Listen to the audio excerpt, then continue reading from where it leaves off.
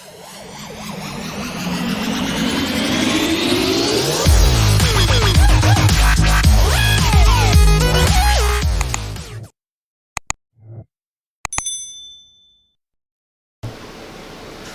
morning, LAP. It's October 14th on a Thursday, another LAP Chairman's Report. So order bank, Escape, 18,850. Corsair, 3316 for a grand total of 22,166. We just got word that LAP was going to go home in 4 hours today, except for body, paint, and pre-delivery. They're going to run till they empty out their system or fill the system up in those two departments. Once again, the radio modules are causing us some downtime because we cannot get them in. Do not know what they're doing counts, and they got calls every 2 hours. Most likely night shift will definitely be reporting, but as they get their phone calls and exact counts, we won't know for sure. So you don't get anything, please plan on reporting. They hasn't had any word about Friday or next week, so all those are just all rumors. Can't say it's not going to happen, but there has been no talk or discussion with us about the possibility, and usually we have to get everything together at the last minute for a robocall, or if we got to get the unemployment office involved if something was to happen, and that's not even being talked about yet.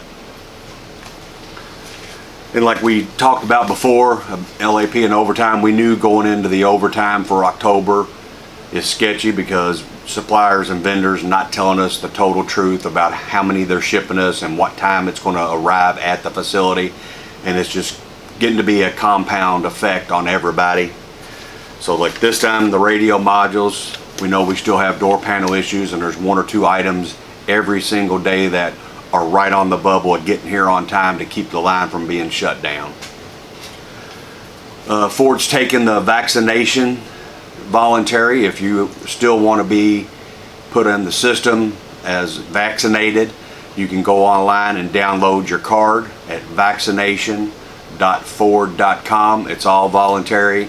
You don't have to do it. If you just want to keep it, go ahead and give it to Ford and put it in the system. There's nothing wrong with that, and they appreciate it. There's been a lot of questions surrounding the mandatory vaccination and or texting. As you know, this is a president and a federal government mandate on businesses. It's nothing locally, it's nothing statewide, it's a federal mandate. We have no details exactly what's going to take place, how it's going to take place, what the rules are, how much is it going to take to get implemented to be able to work correctly and keep everybody running. You have to figure you have us with 3,500, KTP with 10,000, GE with 20,000, UPS with 20,000. So that's a lot of testing, a lot of people that have to go through the system to get that done.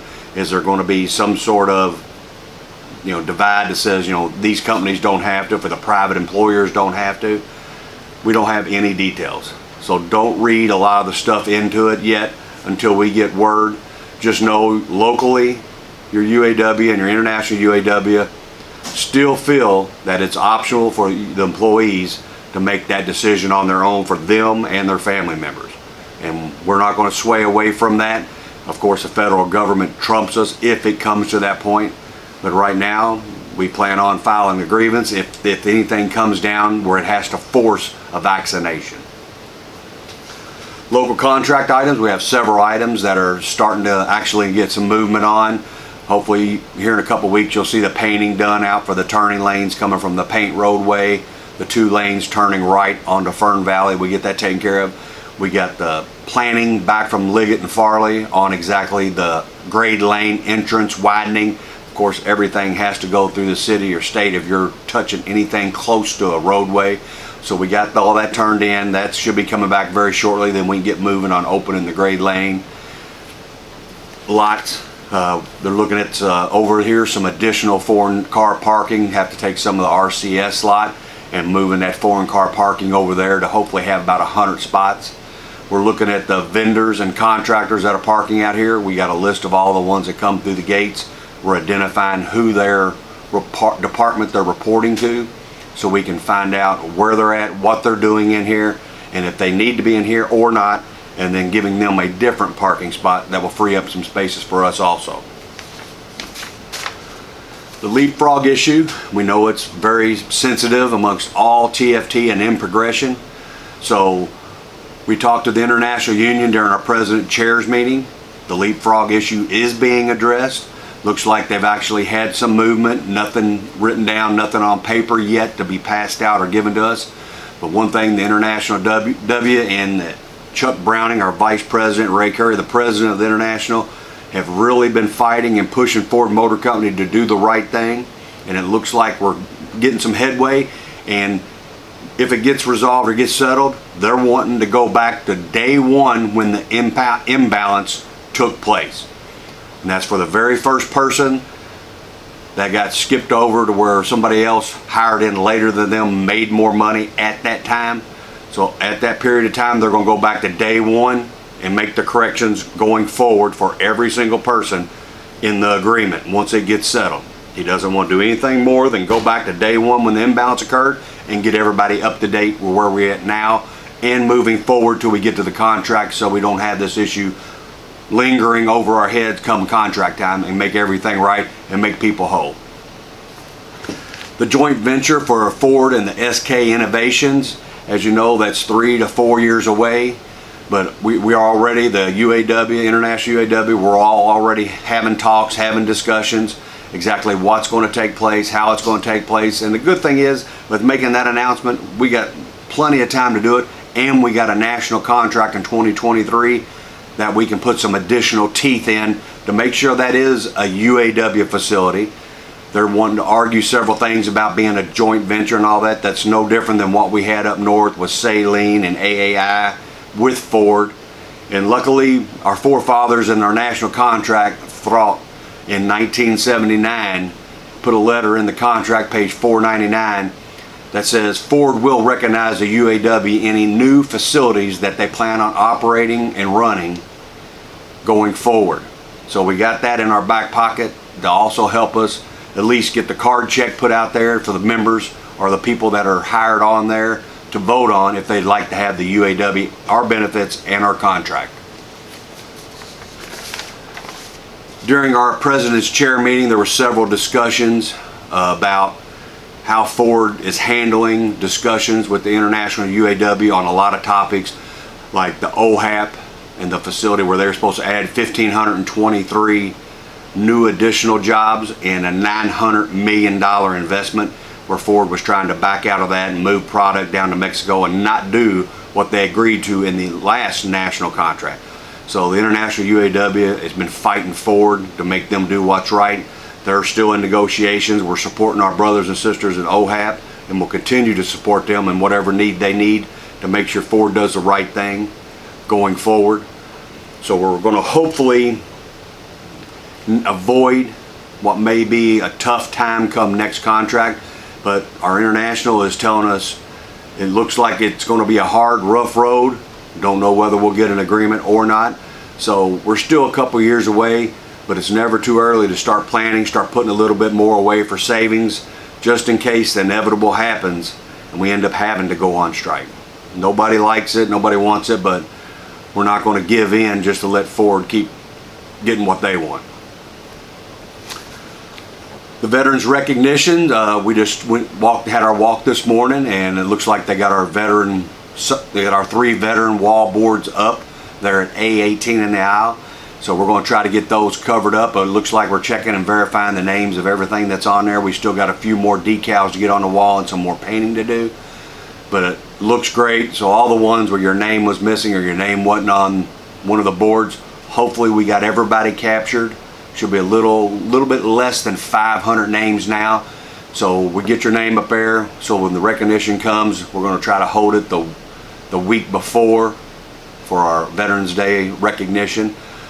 With the nickel and the trust fund taking over for it, the company is going to be the ones responsible for everything that is purchased for the recognitions for the veterans. So Labor Relations and HR is handling that, and we'll handle the pass out for those items and designs. Also, the 2020 perfect attendance comes out of the trust fund, will not let us take money out of that. So that's also going to come from the plant and handled by HR and Labor Relations on exactly the gift that's given, the design, and when the handout is. So as soon as all that stuff comes, we'll make sure that gets out to you. The Adopt a Child program, so far we're off to a pretty good start. We had enough from the t-shirt sales and everything in the charity store to get 60 kids taken care of this year, but that's about 100. We're about 100 short from where we were last year, but we've already had some team leaders that stepped up, started doing their collecting of their members in their team right there and turning those into the charity store, or the assistant plant manager, the assistant to the plant manager, Chrissy Lyons. So if you could drop off your money at either of those locations, days or nights, and make sure those get turned in. Well, if everybody turns that in, we have no problem getting our 160 kids taken care of this year for Christmas. Plans are right now, we got the hall rented. We plan on trying to go back and do everything we can at the hall like we've done before, instead of having to go out to the schools.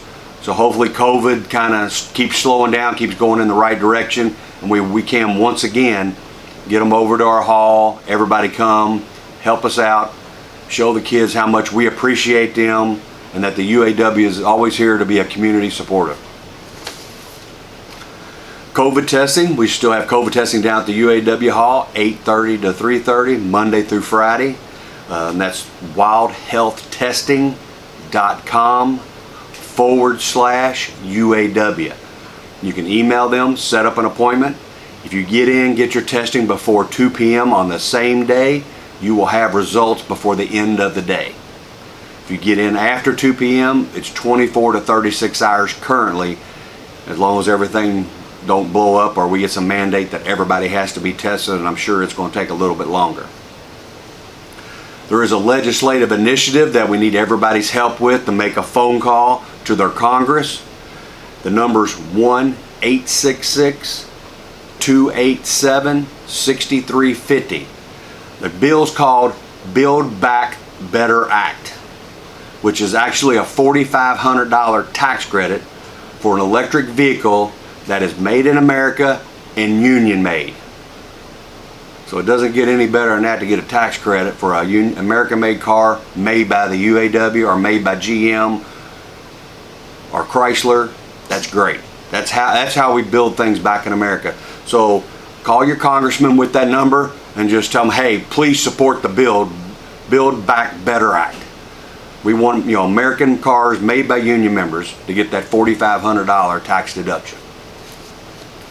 The LAP Trunk or Treat, everything's still set for October 30th, Saturday, 12 to 2. You can bring your car, set up your trunks, do all your decorations and everything. The event will happen 2 to 5 out in the back of the gym, back by the gymnasium in the back parking lot like it did last year. It's free to all UAW members and their families. Please bring the kids out for some early trick-or-treating, get everything done, and we'll be glad to see you. The UAW Clay Shoot is Saturday, October 16th, $65 at the Jefferson Gun Club. There's still a few spots open there if you're interested in participating. The UAW Golf Scramble, that's Sunday, October 17th at Neville Mead Golf Course. It's $55 and there are very few openings left. Please check with Rodney James over at the hall, or if you want to take the chance, show up at Neville Mead and be glad to participate and pay your money. The 2020 V-Cap Handout, we got that coming. We're hoping to do that the very part of the 1st of November. We're going to do it a whole week. 2 people on days, there'll be 2 people on nights, passing it out Monday through Friday. We'll get the hours out to everybody that you can come up pick up your stuff. There's still several people that didn't get their 2019 items. We have those bagged with your name on them already, and we'll have those back. It'll be in the main cafeteria. The ones, everybody in paint, during our lull in the middle of the transition of breaks and lunch and handing those out, we'll get paints bagged up and named, and we will make sure we have those delivered out to the paint department so they can get theirs. And as we transition through paint, we'll try to do some for the far ends of body shop to get those people taken care of as also. So VCAP, we definitely need everybody's support, and as you know, minimum you give is $5, $10, or $25 to what level of gift you're at. How Money Works that was canceled over at the LAP Hall, that's going to be rescheduled for October 24th, and now it's going to be out of KTP 1:30 to 3. And that's How Money Works, October 24th. 2021 flu shots, we're going to have them over at the hall on October 27th and 28th from 12 to 5 each day to get your flu shots for the 2021 season. KTP is a week prior to that, so if you need that information, we'll get that out to you. So on behalf of myself and the UAW committee, we want to wish everybody a safe day. Hopefully we'll have something out for tomorrow, what's going to happen, and God bless.